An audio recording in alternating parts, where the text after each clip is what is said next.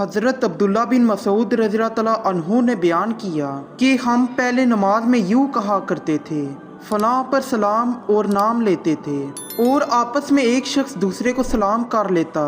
نبی کریم صلی اللہ علیہ وآلہ وسلم نے سن کر فرمایا، اس طرح کہا کرو۔ ترجمہ یعنی ساری تحیات، بندگیاں اور کوششیں اور اچھی باتیں خاص اللہ ہی کے لیے ہیں، اور اے نبی آپ پر سلام ہو، اللہ کی رحمتیں اور اس کی برکتیں نازل ہو، ہم پر سلام ہو اور اللہ کے سب نیک بندوں پر۔ میں گواہی دیتا ہوں کہ اللہ کے سوا کوئی معبود نہیں، اور گواہی دیتا ہوں کہ محمد صلی اللہ علیہ وآلہ وسلم اس کے بندے اور رسول ہیں۔